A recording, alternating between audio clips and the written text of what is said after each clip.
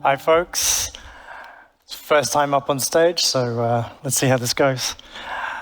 I guess a little bit about me. I've had a windy, roundabout sort of career. But what I'm going to be up here today talking about is something slightly different to some of the others. We've kind of heard some provocations of how to be more creative, how to do more with sort of what we've got. 101 ways to be more creative.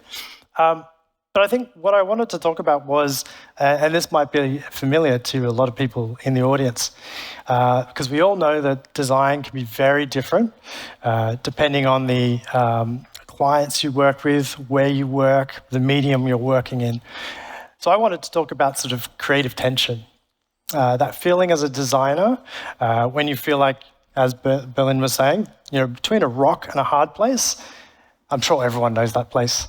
You're trying to do your best work. You've got the tools, the team, the problem to solve, but you still don't feel like you're doing enough or even doing it the right way. And we talk about this on our design team a lot, feeling like we're not doing things the right way. So a bit about me, from dreams of book covers and posters and albums, a graphic design background, right, where it's a little bit more free and creative and not bounded by sort of maybe teams or anything like that, to annual reports and advertising, creative agency to digital agency to product team and now to a tech consultancy, for the last 9 years. So I've kind of made my way through and, I've kind of found my spot. And I think this is the thing, creativity for me was always a blend, my head, my heart, and my gut. And we're probably, I think as we were talking about before, that gut is probably getting used less than it ever was before. That balance of thinking, feeling, and pure instinct sometimes. But I guess this was when there was more control or design control of the execution. Easy when it's something relatively simple and static, like a logo, a book cover, or a website. You can control that. But I'm not going to talk about it for too long. But for context, for those of us who work in the software space, we know it's a different world from a creative agency or studio, where the idea and often the creative is the focus and the priority. Berlin was mentioning the 10% before. Every day on a project is about the race to minimize time, maximize our effort and deliver as fast as possible. And I'm sure some of you are familiar with this, the race to deliver rather than delight, which is totally depressing. It sounds depressing, but time is expensive. Consultants are expensive. I'm sure for all of you that work in consultancies, there's a constant pressure and push. So it can feel like a race to the bottom, and I think that's what we're trying to avoid now. So, DS quickly, without being too much of an ad, but I think this is important because this is the part of the story. About 100 plus engineers, product and design consultants. Look, you'd never meet a smarter, more humble group of people. Also, to be honest, totally nerdy and amazing, which I love. I'm a designer, but I've probably always been on the geekier side of things. But I think the one thing you would probably say, and all our design team would say, it's not a very designerly environment sometimes. You have to fight hard to make that space to be creative, because you can get caught up in the sort of the day-to-day, the agile, the tickets, all of these kind of things. And look, there are more acronyms than you can think of. GCP, AWS, SQL, all of them. The day-to-day discussion is pretty technical between Kubernetes and Auth0. We're outnumbered 16 to 1. The golden standard is around 4 to 1, designer to engineer ratio. So 16 to 1 is pretty high. And I always took that as a challenge, we want to grow our design team. We want to equalize those numbers so we can have more representation. But I see it as more of an honor, to be part of this larger group. Team of 8, completely outnumbered, but the work we do is really valued. So I guess this is part of the tension I'm talking about today, right? Talking about designers, we want to feel like we're making impact. We want to guide the ship to the best of ideas. We want to build ideas with our team and make people's lives better. I mean, do any of us do what we do, and not want to do those things? We want to feel like we're doing things the right way. And I think, I've done my master's, I've kind of studied, there's all this pressure to do things a certain way. I know Chi was talking about the push to be human-centered. That pressure is pretty heavy sometimes. Design time gets cut over delivery time every time. There's a push to do more with less and be more impactful. There's tension between development goals and design goals. We all want that successful outcome, but the expectations of each role and even KPIs can be completely different. I've bumped into this so many times, working at big corporates, being part of a delivery team, but then also responsible to the design team and having two different, expectations and outcomes for each team. Like, that's a recipe for disaster. But it's become more head than heart. And with that focus on velocity, data, and less gut, I think we're really starting to lose things. So I guess, how does creativity work in a largely technical environment? Because it does work. Like, it's an incredibly creative environment. Just maybe not the way we usually think about it. Similar concepts, different words. Hacking, jury rigging, POCs, proof of concepts, mocking, sketching, prototyping. They are the same things, just different words, but with similar kind of outcomes. So I'm going to switch gears for a moment here. Indulge me, and talk about some of the work we do in machine learning. This is, I think, for me, it's a really fertile space. It's a really open space, and the opportunity is there for us as designers, because we're moving from this largely technical space into a user and human space with these products. I've never seen so much pure amazement and joy with each new announcement in the last 6 months, except for those people that are slightly scared of algorithms and models and infringing on a human space, creation and creativity. But I guess, where does that creativity come into the work we do in machine learning? For me, I like to think of it as the work we've done in the last couple of years in the space as applied ML. It's a subset of machine learning, which is a subset of AI. I'm not technical, and this space is so complex. It's getting more complex. The models are getting larger, the data is getting bigger. So I don't like to speak out of turn, when we have so many experts with PhDs and years of knowledge in this space. But what I do have is passion and curiosity. I'm hoping that things will get a little bit weirder as well. Experimentation and completely new ways of doing things as the effort ratchets down. So Vanita was talking about automation just then. I think that's going to be a really important factor. So here's how we start to think about the process. And I'm not going to skip through a lot of this. But the idea and solution is still key to what we need to be able to solve our problem. But I think what happens is it gets boiled down into a single objective, a machine learning objective. What is the one thing we want this model to be able to achieve and perform for us? What is that one thing? It's pretty narrow. The hardware, the models we select, the training data we have available, and how long we have to deliver a POC. It's a bit of a cake mix process. So first example is an insurance company. This was a new insurance product for Southeast Asian market, selling mobile phone insurance post-purchase. It's based on a self-service model. It's available 24/7. Without leaving your home, you can purchase insurance for your new phone or your old phone. So examining with a computer vision model your phone's screen for cracks and damage. I guess that's the crux of it, providing an approval or not based on your phone's condition. A couple of minutes, a phone, a mirror, and you're good to go. Or not, if you're trying to get away with a phone that has recently been dropped by a toddler on the floor. Anyone who has toddlers. Simple on the surface. It's a simple idea, but really complex to actually make happen. There's multiple models working together in the background to come up with that rating and a decision.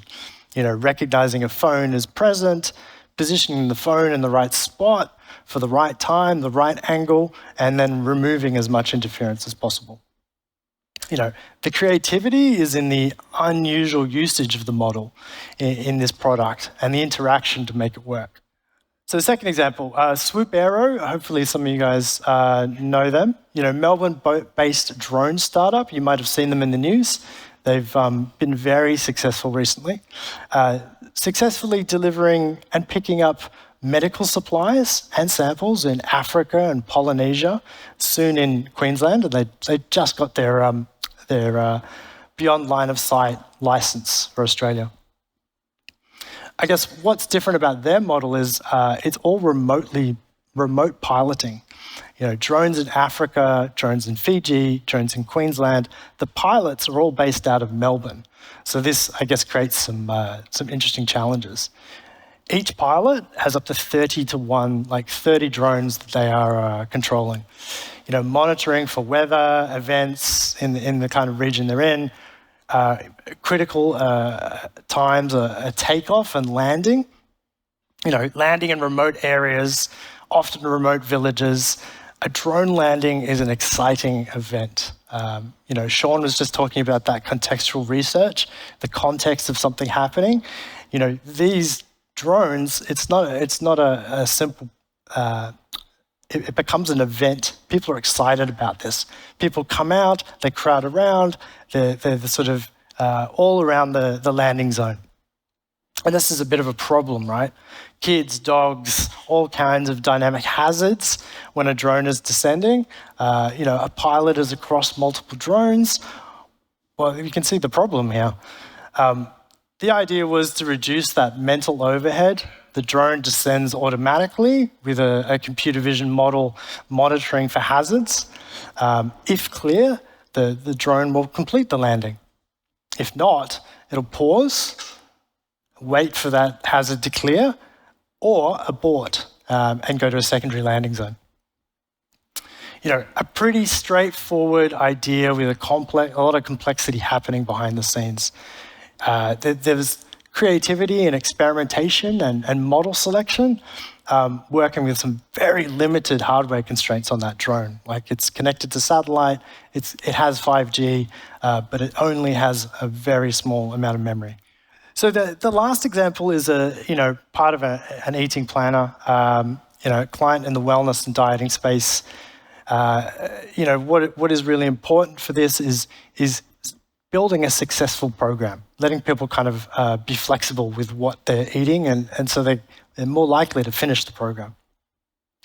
Adding foods on the fly, being able to take photos, extract that data, that nutritional data, when you're in a supermarket, in the right spot, in the right place, at the right time.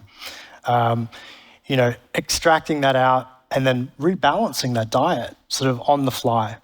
So I guess what I've talked about here is like these kind of examples. There's all work we're really proud of, practical ideas brought to life by machine learning models that are trained to be really good at one thing, detecting cracks or hazards or reading text to add to eating plans.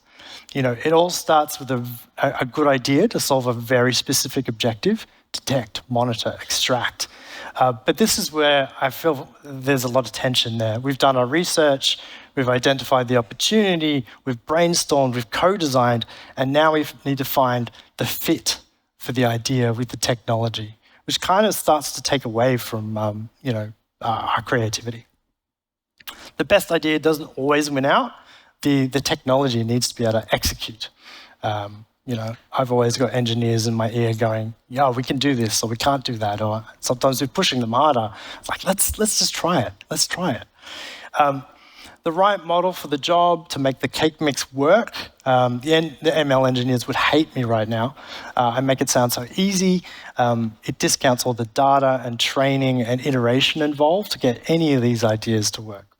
So, thinking about breaking out of different roles, technology and constraints, the ways I see it working are, and this is not a new thing by any means, building skin in the game, ownership and engagement, sharing that creative load with your team and stakeholders, using your engineer partners, your developer partners to, do some of the creation as well. Something that gets forgotten about, taking the time to build that story around your idea, helping people understand the context of what's going on and how it will transform the solution you're working on. That landing sort of story from Africa with Swoop, like without those people standing around and understanding the context of it, it's nothing. It's just a drone coming in and landing or not landing. So you've got your ownership, your story to provide context, and now you've got to collect some evidence and some data to support your idea. I guess it comes back to sort of that head again, maybe not so much heart, but we all know that we've got to be collecting this data to kind of make it convincing, support that idea that maybe is a little bit risky. And then taking something again from engineering, hacking and tinkering, breaking things apart, creating something new and expected, smashing new things together, breaking it apart and putting it together better. So I've talked about applied ML, and I guess I just wanted to talk a little bit about the generative elephant in the room. It's the new, old, hot thing. LLMs and their broad kind of capabilities, they're very different to sort of what we're currently using in a lot of these examples. And this seems to grow exponentially every week. There is so much opportunity in this space for designers, and look, space is probably a good way to put it. The space where generated output appears is open and unpredictable. Something that designers are used to, navigating and working with uncertainty. Others are not so good at that. So the X factor, so maybe the gut and the instinct will come back. New problems to solve, new ways of interacting, new ideas to explain. Like, this is all fertile ground. And this is something I'm really curious and passionate about. If you believe the talk, repetitive manual work will start to, disappear. And I know that, and Jess, who's talking next, is going to talk about this a little bit as well. Like, there is an opportunity for more magic in design, bringing back the delight, the joy, and not just dryly solving a problem. We'll all look back in the state of things in 10 years, and we'll see that it was all so primitive, but it does feel like we are at the beginning of something new. A designer will be able to scale what they're doing and hopefully spend more time connecting ideas and solutions with that empathy and heart, in a way that technology can't. So, I guess to finish up, technology is the box we work in, or the box our company works in. It's our frame and our space for creativity. It gives us limits, headaches, and new opportunities. We need to learn its limits, experiment, and be able to push and stretch it to be able to move past, those cake mix solutions. Tension can be a good thing. It's creative, it's energy, it's excitement. Tension between constraints and ideas, roles and people, and the complexity and that effort to kind of get over that speed bump. That effort is kind of coming down, so there is more opportunity there. So I'm hoping for weird new flavors, of cake mix solutions. We'll see what happens. Thank you, folks.